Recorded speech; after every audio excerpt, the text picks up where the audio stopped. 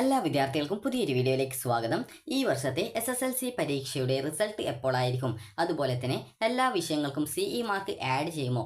കാരണം പല വിദ്യാർത്ഥികൾക്കുമുള്ള സംശയമാണ് എല്ലാ വിഷയങ്ങൾക്കും CE മാർക്ക് ആഡ് ചെയ്യുമോ എന്നുള്ളത്. അതുപോലെ തന്നെ വിദ്യാർത്ഥികൾക്ക് ജയിക്കാനായിട്ട് എത്ര മാർക്ക് വേണം, അതുപോലെ തന്നെ A+ മുതൽ A ഗ്രേഡ് വരെ നിങ്ങൾക്ക് കിട്ടണമെങ്കിൽ എത്ര മാർക്ക് നിങ്ങൾക്ക് കിട്ടണം എന്നുള്ളത് ഈ ഒരു വീഡിയോയിൽ നിങ്ങൾക്ക് സിമ്പിളായിട്ട് മനസ്സിലാക്കാം. ആദ്യം തന്നെ വിദ്യാർത്ഥികൾ ചോദിച്ച പ്രധാനപ്പെട്ട കാര്യമാണ് എല്ലാ വിഷയങ്ങൾക്കും CE മാർക്ക് ആഡ് ചെയ്യുമോ? അത് ജയിച്ചാൽ മാത്രമാണോ CE മാർക്ക് ആഡ് ചെയ്യുക എന്നിങ്ങനെ വിദ്യാർത്ഥികൾ ചോദിച്ച പ്രധാനപ്പെട്ട ഒരു സംശയമാണ്. അതുപോലെ CE മാർക്ക് എപ്പോഴാണ് ആഡ് ചെയ്യുന്നത് എന്നുള്ളതും വിദ്യാർത്ഥികൾക്കുള്ള സംശയമാണ്. അപ്പോൾ ആ ഒരു സംശയങ്ങൾക്കെല്ലാമുള്ള ഉത്തരങ്ങൾ നിങ്ങൾക്ക് ഈ ഒരു വീഡിയോയിൽ മനസ്സിലാക്കാൻ സാധിക്കുന്നതായിരിക്കും.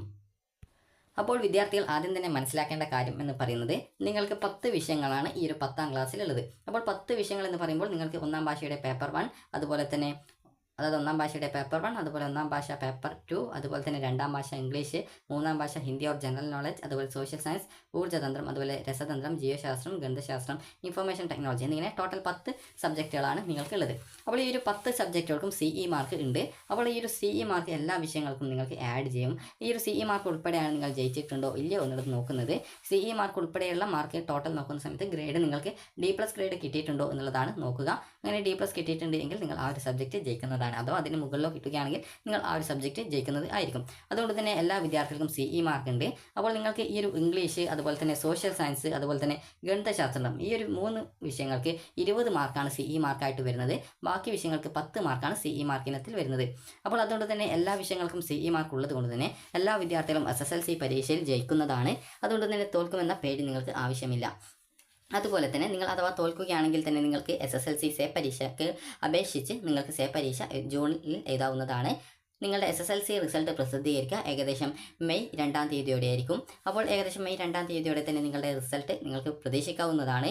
വാല്യുവേഷനും ടാബുലേഷനും പെട്ടെന്ന് കംപ്ലീറ്റ് ആയിട്ടുണ്ടെങ്കിൽ അത് നേരത്തെ തന്നെ റിസൾട്ട് വരും. എന്നാൽ കുറച്ച് ലേറ്റ് ആയിട്ടുണ്ട് അല്ലെങ്കിൽ വിദ്യാഭ്യാസ മന്ത്രിക്ക് ഈ ഒരു ഫലപ്രഖ്യാപനം പ്രഖ്യാപിക്കാനായിട്ട് കുറച്ച്, അതായത് എന്തെങ്കിലും പരിപാടികൾ വേറെ ഉണ്ടെങ്കിൽ അതിനനുസരിച്ചും ഈ ഒരു ടൈം കുറച്ച് ചേഞ്ച് ആവും. കാരണം വിദ്യാഭ്യാസ മന്ത്രിയാണ് വിദ്യാർത്ഥികളുടെ SSLC പരീക്ഷയുടെ ഫലം പ്രസിദ്ധീകരിക്കുന്നത്, അത് പ്രഖ്യാപിക്കുന്നത്. അപ്പോൾ വാർത്താ സമ്മേളനം നടത്തിക്കൊണ്ടാണ് നിങ്ങളുടെ ഈ വർഷത്തെ വിജയ ശതമാനം ഇത്ര ശതമാനം. കഴിഞ്ഞ വർഷം ഏകദേശം 99.something% ഉണ്ടായിരുന്നു. അപ്പോൾ അതുകൊണ്ട് തന്നെ ഈ വർഷം അതിനേക്കാൾ കൂടുതൽ ഉണ്ടാവാനാണ് സാധ്യത പ്രതീക്ഷിക്കുന്നത്.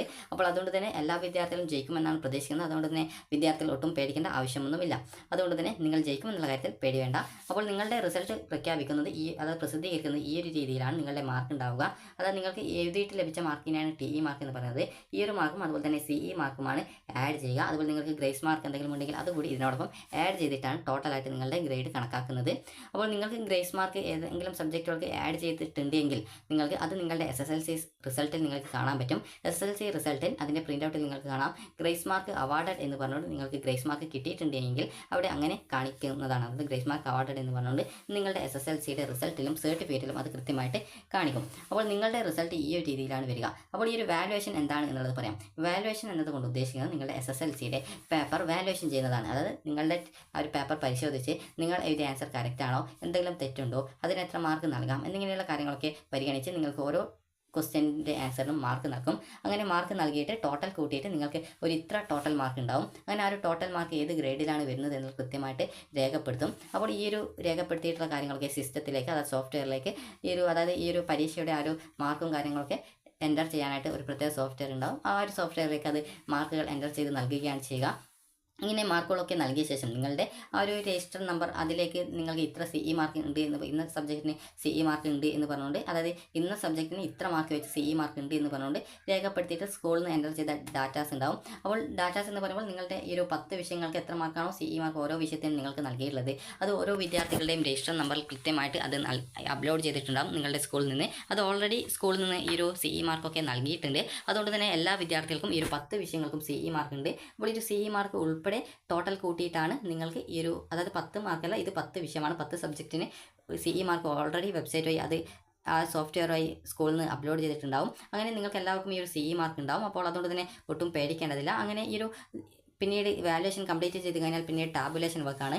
ടാബുലേഷൻ വർക്ക് സമയത്താണ് നിങ്ങൾക്ക് ഈ ഒരു അതായത് നിങ്ങളുടെ എഴുത്ത് പരീക്ഷയിൽ ലഭിച്ച മാർക്കിനെയും അതുപോലെ തന്നെ നിങ്ങൾക്കുള്ള CE മാർക്ക്, ഓരോ സബ്ജക്റ്റും CE മാർക്ക് ഉണ്ട്. നേരത്തെ പറഞ്ഞതുപോലെ 80 മാർക്കിൻ്റെ വിഷയമാണെങ്കിൽ 20 മാർക്ക് CE ഉണ്ട്. അതുപോലെ തന്നെ ഈ ഒരു 40 മാർക്കിൻ്റെ വിഷയം ആണെങ്കിൽ അതിൽ നിങ്ങൾക്ക് ഈ ഒരു 10 മാർക്ക് CE ഉണ്ട്. അങ്ങനെ ടോട്ടലായിട്ട് ഓരോ വിഷയങ്ങൾക്കും എത്ര മാർക്ക് വെച്ചിട്ടാണ് CE ഉള്ളത്, അതിന് നിങ്ങൾക്ക് എത്ര മാർക്കാണ് CE ഇനത്തിൽ, അത് 10ൽ എത്ര കിട്ടി, 20 മാർക്ക് CEയിൽ നിങ്ങൾക്ക് എത്ര കിട്ടി, അത് ഓട്ടോമാറ്റിക്കലി അത് വെബ്സൈറ്റിലുണ്ടാവും. വെബ്സൈറ്റല്ല, അവരുടെ സോഫ്റ്റ്വെയറിലുണ്ടാവും. അപ്പോൾ ആ ഒരു സോഫ്റ്റ്വെയറിൽ നിന്ന് കൃത്യമായിട്ട് അത് നിങ്ങളുടെ ആ ഒരു രജിസ്റ്റർ നമ്പർ നൽകുന്ന സമയത്ത് തന്നെ നിങ്ങൾക്ക് ലഭിച്ച TE മാർക്ക് എത്രയാണ്, CE മാർക്ക് എത്രയാണ് എന്നുള്ളത് ഉണ്ടാവും. അപ്പോൾ ഇങ്ങനെ ടോട്ടലായിട്ട് നിങ്ങൾ ആ ഒരു സബ്ജക്റ്റ് ഏത് ഗ്രേഡാണ് എന്നുള്ളത് ഓട്ടോമാറ്റിക്കലി അത് സിസ്റ്റം തന്നെ, അതായത് സോഫ്റ്റ്വെയർ തന്നെ അത് കാൽക്കുലേറ്റ് ചെയ്ത് കണ്ടുപിടിക്കും. അപ്പോൾ നിങ്ങൾക്ക് D+ ഗ്രേഡ് കൂടുതൽ കിട്ടിയില്ല, അതായത് D ഗ്രേഡ് മാത്രമേ കിട്ടിയുള്ളൂ. ജയിക്കണമെങ്കിൽ D+ വേണം. അപ്പോൾ നിങ്ങൾക്ക് ഈ ഒരു മാർക്കിൻ്റെ ഒക്കെ കുറവാണെങ്കിൽ ടാബുലേഷൻ സമയത്ത് ആ ഒരു മാർക്ക് തന്നിട്ട് അല്ലെങ്കിൽ 2 മാർക്കിൻ്റെ കുറവാണെങ്കിൽ ആ ഒരു 2 മാർക്ക് തന്നിട്ട് നിങ്ങളെ ജയിപ്പിക്കാനായിട്ട് നോക്കും. അതുപോലെ തന്നെ നിങ്ങൾക്ക് ഗ്രേസ് മാർക്കിൻ്റെ കുറവുണ്ടെങ്കിൽ, അത് ഗ്രേസ് മാർക്കിൻ്റെ കുറവല്ല, നിങ്ങൾക്ക് ഗ്രേസ് മാർക്ക് ഉണ്ട്. അപ്പോൾ നിങ്ങൾക്ക് അങ്ങനെ ഗ്രേസ് മാർക്ക് വല്ലതും ഉണ്ടെങ്കിൽ, ഇപ്പോൾ ഉദാഹരണത്തിന് നിങ്ങൾക്ക് ഇപ്പോൾ SPC ആണ്. അപ്പോൾ SPCക്ക് ഏകദേശം 20 മാർക്കാണ് ഗ്രേസ് മാർക്ക് ഇനത്തിൽ വരുന്നത്. അപ്പോൾ ഈ ഒരു ഗ്രേസ് മാർക്ക് നിങ്ങൾക്ക് ആ ഒരു സബ്ജക്റ്റിന്, നിങ്ങൾ ജയിക്കാൻ സാധ്യത കുറവുള്ള ആ ഒരു സബ്ജക്റ്റിന്, അതായത് D+ എങ്കിലും കിട്ടാത്ത സബ്ജക്റ്റിന് ആഡ് ചെയ്ത് കൊടുക്കും. അങ്ങനെ ആഡ് ചെയ്ത ശേഷം നിങ്ങൾക്ക് ബാക്കിയുള്ള ഗ്രേസ് മാർക്ക് ഉണ്ടാവും. അപ്പോൾ ആ ഒരു ബാക്കിയുള്ള ഗ്രേസ് മാർക്ക് ഏതൊക്കെ സബ്ജക്റ്റിനാണോ A+ ഉണ്ടാവാൻ സാധ്യതയുള്ളത്, അങ്ങനെ ഏതെങ്കിലും സബ്ജക്റ്റ് ഉണ്ടെങ്കിൽ അതിനെ ആഡ് ചെയ്ത് കൊടുക്കും. അതല്ല A+ ഒന്നും കിട്ടാൻ സാധ്യത ഇല്ലാത്തതാണെങ്കിൽ മറ്റ് സബ്ജക്റ്റുകൾക്ക് അത് ഡിവൈഡ് ചെയ്ത് ആഡ് ചെയ്ത് നൽകുകയാണ് ചെയ്യുക. ഒരു വിദ്യാർത്ഥിയുടെ മാർക്ക് 90% മാർക്ക് ആവുന്നത് വരെ, 90 എന്ന് പറഞ്ഞാൽ A+ ഗ്രേഡാണ്. അപ്പോൾ ഈ A+ ഗ്രേഡ് ആവുന്നത് വരെ മാത്രമാണ് ആഡ് ചെയ്യുക. A+ ആയിക്കഴിഞ്ഞാൽ അത് ആ ഒരു ഗ്രേസ് മാർക്ക്, ബാക്കി ഗ്രേസ് മാർക്ക് ഉണ്ടെങ്കിൽ അത് മറ്റ് സബ്ജക്റ്റുകൾക്ക് ആഡ് ചെയ്ത് കൊടുക്കുകയാണ് ചെയ്യുക. അതുപോലെ തന്നെ വിദ്യാർത്ഥികൾ ചോദിച്ച പ്രധാനപ്പെട്ട സംശയമാണ് എല്ലാ SSLC പരീക്ഷ ചെയ്ത വിദ്യാർത്ഥികളും ജയിക്കുമോ എന്നുള്ളത്. SSLC പരീക്ഷ ചെയ്ത എല്ലാ വിദ്യാർത്ഥികളും ജയിക്കുന്നതാണ്. അപ്പോൾ ഈ ഒരു ടാബുലേഷൻ വർക്ക് എന്താണ് എന്നുള്ളത് പറയാം. ടാബുലേഷൻ എന്ന് പറഞ്ഞാൽ നിങ്ങളുടെ ഈ ഒരു വാല്യുവേഷൻ ചെയ്തതിൻ്റെ, അതായത് ഓരോ സബ്ജക്റ്റിനും നിങ്ങൾക്ക് വാല്യുവേഷൻ ചെയ്ത് ഇത്ര മാർക്ക് കിട്ടിയിട്ടുണ്ടാവും. അപ്പോൾ ആ ഒരു മാർക്കും, അതായത് ഈ ഒരു TE മാർക്കും അതുപോലെ തന്നെ നിങ്ങൾക്കുള്ള CE മാർക്കുണ്ട്. CE മാർക്ക് ഓൾറെഡി എല്ലാ വിദ്യാർത്ഥികൾക്കും ഓൾറെഡി നൽകിയിട്ടുള്ള മാർക്കാണ്. ഓരോ സബ്ജക്റ്റും CE മാർക്കുണ്ട്. ഇതെല്ലാവർക്കും ആഡ് ചെയ്യും. അത് നിങ്ങൾ ജയിച്ചാലും തോറ്റാലും CE മാർക്ക് ഉണ്ടാവും. അത് നിങ്ങൾക്ക് പിന്നീട് നിങ്ങൾ അഥവാ തോറ്റിട്ട് പരീക്ഷ എഴുതി കഴിഞ്ഞാലും അപ്പോൾ ഉള്ള ആ ഒരു CE മാർക്ക് തന്നെ നിങ്ങൾക്ക് അവിടെ തന്നെ ഉണ്ടായിരിക്കുന്നതാണ്. അപ്പോൾ ഇതിനോടൊപ്പം ഗ്രേസ് മാർക്ക് വല്ലതും ഉണ്ടെങ്കിൽ ആ ഒരു ഗ്രേസ് മാർക്ക് കൂടി ആഡ് ചെയ്യും. ഇങ്ങനെ ടോട്ടൽ കൂട്ടിയിട്ടാണ് നിങ്ങൾ ജയിച്ചിട്ടുണ്ടോ ഇല്ലയോ എന്നുള്ള കാര്യത്തിൽ തീരുമാനിക്കുക. ഇനി വിദ്യാർത്ഥികൾ ചോദിക്കുന്ന കാര്യമാണ്, നിങ്ങൾക്ക് ഈ ഒരു A+ ഗ്രേഡ് കിട്ടണമെങ്കിൽ നിങ്ങൾക്ക് എത്ര മാർക്കാണ് ഈ ഒരു 100 മാർക്കിൻ്റെ സബ്ജക്റ്റിൽ, 100 മാർക്ക് എന്ന് പറയുമ്പോൾ 80 മാർക്കിൻ്റെ പരീക്ഷയാണ്, അതിൽ 20 മാർക്ക് CE ആണ്, ടോട്ടൽ 100ലാണ് വരിക. 100ൽ ജയിക്കാനായിട്ട് നിങ്ങൾക്ക് CE ഉൾപ്പെടെ 30 മാർക്കാണ് വേണ്ടത്. അപ്പോൾ ഈ ഒരു 30 മാർക്ക് കിട്ടിക്കഴിഞ്ഞാൽ നിങ്ങൾ ആ ഒരു സബ്ജക്റ്റ് ജയിക്കുന്നതാണ്. അപ്പോൾ വിദ്യാർത്ഥികൾക്ക് A+ കിട്ടണമെങ്കിൽ നിങ്ങൾക്ക് 90 മുതൽ 100 വരെ മാർക്ക് കിട്ടിയാൽ മതി. അതുപോലെ തന്നെ A ഗ്രേഡ് കിട്ടണമെങ്കിൽ 80 മുതൽ 89 വരെയും, B+ കിട്ടണമെങ്കിൽ 70 മുതൽ 79 വരെയും, B കിട്ടണമെങ്കിൽ 60 മുതൽ 69 വരെയും, C+ കിട്ടണമെങ്കിൽ 50 മുതൽ 59 വരെയും, C ഗ്രേഡ് കിട്ടണമെങ്കിൽ 40 മുതൽ 49 വരെയും, D+ കിട്ടണമെങ്കിൽ 30 മുതൽ 39 വരെയും, അതുപോലെ D ഗ്രേഡ് കിട്ടണമെങ്കിൽ 20 മുതൽ 29 വരെയും, E ഗ്രേഡ് കിട്ടണമെങ്കിൽ 20% താഴെ, അതായത് 20 മാർക്കിന് താഴെ കിട്ടിക്കഴിഞ്ഞാലാണ് E ഗ്രേഡ് കിട്ടുക. അപ്പോൾ ഇതിൽ നിങ്ങൾക്ക് ഈ ഒരു D+ എങ്കിലും മിനിമം കിട്ടിയിട്ടില്ലെങ്കിൽ, അതായത് നിങ്ങൾക്ക് DO EO ആണ് കിട്ടിയതെങ്കിൽ നിങ്ങൾ SSLC സേ പരീക്ഷ എഴുതി ജയിക്കേണ്ടതായിട്ട് വരുന്നത് ആയിരിക്കും.